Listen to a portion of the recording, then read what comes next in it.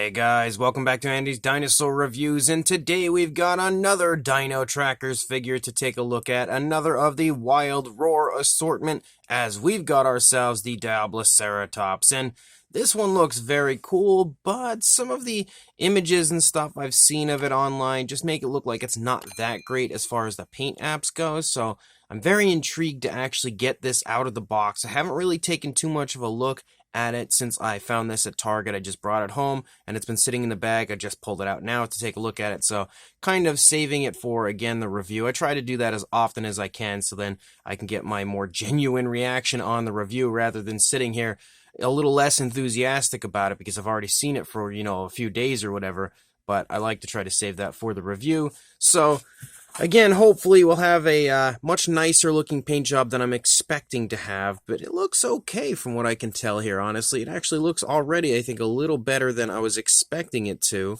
which is at least a plus. So, really quite excited about opening this one up and taking a look at it. The first Ceratopsian of the Dino Trackers line, and you can see as far as the packaging goes, you can basically see it's exactly the same as every one of the Wild Roar assortment has been so far, and actually even the Indoraptor was also the same as far as the packaging, so very nice looking packaging, I will say, for the Dino Trackers line. And then here on the back, you basically have an image here showing off the action feature, kind of giving us a little preview, as well as showing us the other figures that are in this wave of Wild Roars, two of which we have already reviewed, which is the Dryptosaurus and Eocarcharia, and that means we've only got one left after this as far as the reviews go.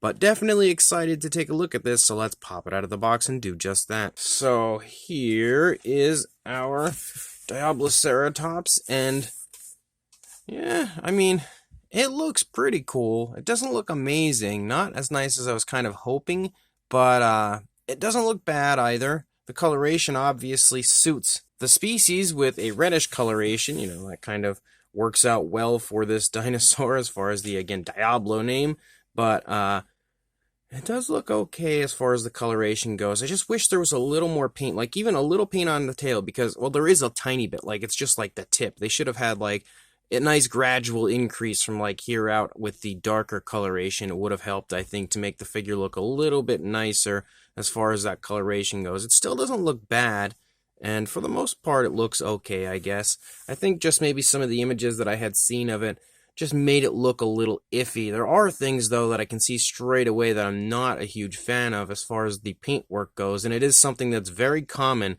from Mattel, which kind of bums me out, but we'll get to that here when we jump to a closer look right now. So, starting up here at the head sculpt of our Diabloceratops, you can straight away see that the skin texture and everything looks pretty nice. We have some nice looking detailing throughout, but like I was just stating, the things that I immediately can tell I'm not a big fan of is, first of all, this horn here does not have any paintwork on it.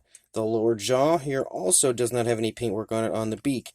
This horn doesn't have any paintwork, and neither do these running around the frill either. Now that is something that's common for Mattel, but I just feel like it just makes the entire figure look a little less appealing when you have so many here on the head that do have paint, like we've got these two, and they have really nice paintwork, and then you just skip the others. Like, I don't know, it's not very appealing to look at when you have areas like that that are just so obviously lacking paint and could have looked so much better.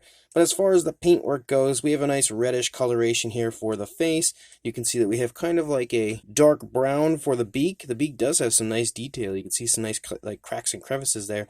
And it also has a little bit of a gloss coat to it. We've also got what appears to be a little bit of black there that kind of splotches around the eye socket area, leads out here a little bit. You can see the eyes painted with a yellow, given a nice black pupil. The horns do have a nice dark coloration. Looks like a very dark brown bordering on a black. And then there's also some grays that lead down from these ones. You can see the dark gray run down and stripe into the frill of our Diabloceratops, and you can see again, detailing wise, it looks really, really nice. Like, you've got some gorgeous sculpt and detail to the skin texture throughout here, running all over the frill and face of our Diabloceratops. And the paintwork does look nice. What is applied, like, it's really smooth. It doesn't look like paint on a figure to me. It looks like body color, which is nice. But again, there's just so many areas lacking color, like right here, which really could have been improved. You can see that there is a tongue sculpted out in there, but it doesn't appear as though we have any actual coloration applied to the inside of the mouth, and that also does not surprise me. We do have a brownish tone here for the lower jaw, which is nice to see. Kind of actually more like a beige type color here for the lower jaw, running down into the throat. You've got a lot of skin wrinkles and stuff here in the throat region. Also some nice skin texture here for the underside of the throat. And again, detailing wise up here on the top, it looks really good. I like these clusters of larger scales running down the snout of the Diabloceratops, and the detailing of all the horns looks really good. You can see nice cracks and crevices to the horns, and again some nice gloss coats added to the horns that are actually painted for our ceratopsy. And as you lead back, you can see more of those kind of skin wrinkles and skin creases and stuff throughout the neck region. Really smooth transition from the reddish tone down to that beige color, which is nice to see. As you lead back here, you've got some more skin wrinkles and stuff right here in the shoulder area. More really nice detailing leading down the course of the front leg. You've got the elbow sculpted out right there, and you can see like skin wrinkles and skin folds and stuff as you move down the course of the leg. Also some muscle definition and a really nice foot sculpt here. Some wrinkling there in the wrist as well, and you've got kind of like a gloss coat for the nails. Even though it doesn't actually have nail paint, that gloss coat does stand out quite nicely. But similar to pretty much every figure from this wave of Wild Roars, we have a different color for one limb compared to the other limb. So then if you were just going to have the same color for like the feet, then it might not look so bad by at least having a gloss coat over the nails. But here, again, we would have red nails for the rear leg, but beige nails for the front leg. It just doesn't make much sense to me. But as we move back up, you can again see how this coloration starts to diminish, but it is still a really smooth transition into that coloration there. And you can see all sorts of really nice detailing here for the underside. Shockingly, that color does go pretty far down through the underside, all the way down to here on our Diabloceratops. And then again, moving up here, you've got some skin wrinkles right here in the rear of the neck as we lead back into the body. Also some beautiful scale detail to the back of the frill. You can see lots of variation of scales as you have small, very fine scales. You also have much larger, almost osteoderm-like scales, like you can see right there, kind of clusters of them. Moving down here along the back, you can again pick up on the spinal column of the Diabloceratops. You can see more beautiful skin texture and scale detail. Again, quite a bit of difference to the skin texture, and you have more of those kind of big clusters of osteoderm-like scales as you move along. You've got a really nice amount of muscle definition displayed in the rear leg here, as well as again some more kind of like skin wrinkles and creases and stuff as you move down. You've got the kneecap as well as a nice calf muscle, and again wrinkling here in the ankle, as well as a nice foot sculpt for our ceratopsian back here. And yet again, the nails do kind of have a gloss coat to them, even if they don't actually have nail paint. At least they shine a little bit, I guess, to sort of stand out. And then leading back up into the tail, you can see a few more skin wrinkles and skin creases and stuff as we move out the length of the tail here. And you can see again we have a nice curve, and we transition randomly to a little area of black out here at the tip of the tail. Again, I really would have preferred more of the tail to include that darker coloration, but at least it has, something going on out here. One thing I am also noticing is there is a speckling, like a black or dark brown speckling that I can see throughout, but it's so light and barely noticeable. I think that would have helped if it had a little bit of like a darker amount of that speckling, just like, or more abundance of it. It would have looked a little bit nicer just to kind of give it a little extra color variation, but regardless, it's still a pretty fun figure. Definitely nice to have another species of ceratopsian in the Mattel line. Even though it's not the best ceratopsian they've released, I still think it looks okay. It's just, a little lazy in the paint apps, and there's definitely some areas that could have been improved, like specifically the paintwork of the horns and stuff up here in the face and the lower jaw for the beak and everything. But outside of that, again, it's a pretty nice figure. And actually, before we go too far away here, let's grab the Jurassic Facts app code if I can get it. There we go. And you can add that one to your collection while we have it up here in some nice light. But again, not a bad figure by any means. I would say so far it's the weakest of the Wild Roars, but still pretty cool. Now, as far as articulation goes, again, we have the articulation in the neck. You can see it moving up and down. Doesn't really do much as far as left and right, but it can turn. As you can hear, we also have noises for it because that is part of the action feature. I'm sure it's going to be, and judging by the back of the box, it's going to be the exact same type of action feature that we had for the last few theropods. We also have leg articulation, which is a little bit stiff.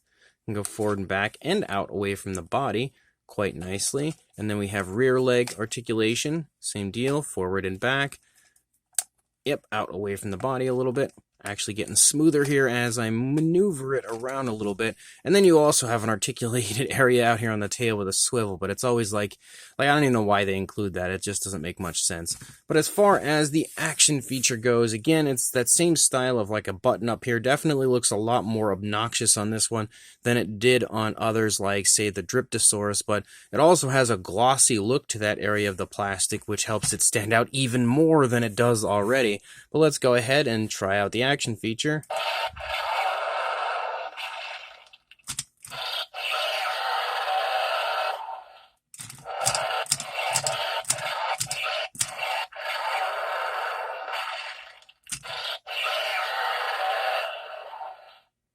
And again, that's one of those things that I'm not a huge fan of, and the fact that, like, when you push it over, if you try to make, like, a rapid movement so that the head can have, like, an attacking aspect, the noises get super jumbled. I really feel like it would be better if every time you push the button, it wouldn't begin a new noise until the first noise ends. No matter how many times you kind of move it back and forth, it would just continue on with the first noise that you heard, rather than jumbling them, because when it comes to a playability factor, of course, I'm not going to be playing with it, but any kids that are playing with it, then when their Diabloceratops is either defending itself or attacking, it's just going to sound like this.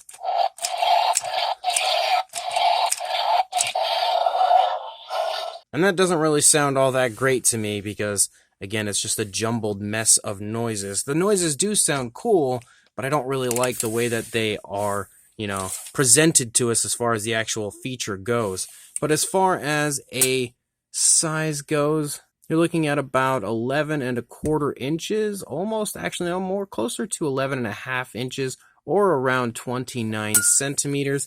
And then for a height, as it roars at me again, about 5¼ inches, just shy of 5¼ inches, or a little over 13, closing in on 13½ centimeters. For a size comparison, there is Mr. Papo T-Rex, the Attack Pack Colovosaurus, and Robert Muldoon from the Mattel Jurassic World toy line next to our Diabloceratops. And you can definitely see that it falls right there in the same size range as all the others have with your standard Roaravore Roar Attack size range.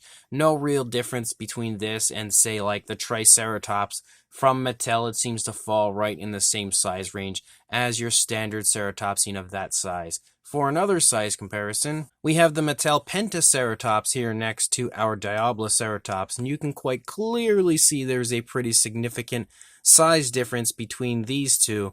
But I will say that it is super cool, the amount of ceratopsians that Mattel has released and continued to release, how we have quite a few different pretty sweet species of ceratopsian in the line, and here's two perfect examples of that with the Pentaceratops and Diabloceratops, two figures that I definitely would not have expected a few years ago, especially when Mattel had first began the Jurassic line. Definitely wouldn't have expected to get these two species in the line, but I'm really quite happy that we have. And then when it comes to Mattel Ceratopsians, we've got a little Protoceratops here next to our Diabloceratops, again showing off a massive size difference between these two.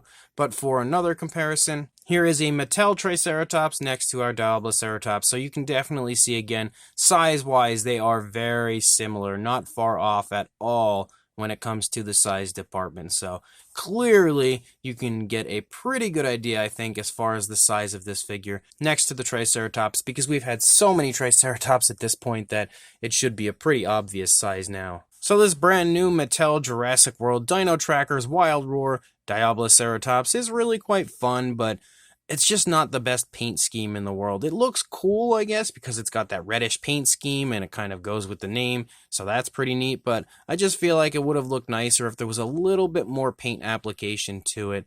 They should release like special edition Mattel figures where you can get like a standard version like this and then a deluxe version that actually includes more paintwork but obviously would be a higher price. That would be pretty cool, because I feel like with a little bit extra paint application, just like with almost every Mattel figure, it could go from being a pretty darn cool figure to an excellent figure, because sculpt-wise, it really is very nicely done. As always, Mattel really puts their all into their sculpts and gives us extremely highly detailed sculpting on our dinosaurs with every release. I don't think I could ever say anything bad about Mattel's ability to include lots of really nice fine detail in their figures. And yet again, this is another really nice one as far as the detailing goes. This Diabloceratops sports beautiful skin texture, scale, details, skin wrinkles, everything you could possibly want throughout every ounce of the figure. The biggest downside, of course, to the figure is the paintwork, and the paintwork is still pretty nice, but it could have been better if there was just a little more added to it. And the face, with so many areas kind of lacking paint, that's the area that kind of kills it for me the most. Not that it totally kills the figure, but like that's the biggest downside area to this figure, if you ask me, because there's just quite a few different horns and stuff missing paint. The beak for the lower jaw is missing paint. Like, it could have looked so much better had they included that. And I feel like if they would have included paintwork on the horns and everything, all of the horns and everything on the face, as well as the lower jaw, and then nail paint, this thing would have been fantastic. But regardless, it is still pretty nice and definitely is a very cool Ceratopsian release from Mattel, and one that I'm really quite happy to have now in my collection. Loving the fact that we again have more Ceratopsians to add to our collections now with the Diabloceratops, and it's got some pretty nice articulation as well as a fairly fun action feature. Not really the greatest action feature, but it works nicely, I guess, aside from the noises. The noises kind of jumbling is like the only downside to the action feature, and then of course the fact that the button is super obvious and really quite ugly up there on the back, and even worse now that it for some reason has a gloss coat on that area of the plastic. But again, it's kind of like a 50-50, I would say, honestly, for this figure, because it has its ups, it's got its downs, but overall I'm quite happy with the release of this one. So if you are interested, again, just like I've done with the last few, I'll include a link in the description to Big Bad Toy Store where you can pre-order the entire wave, or you can also check your local Targets, as that's where I found mine, and maybe you'll be able to just score it in store. One way or another, it's definitely worth picking up, so make sure you grab it, and also like, comment, and subscribe, and I will see you in the next review. Thanks for watching.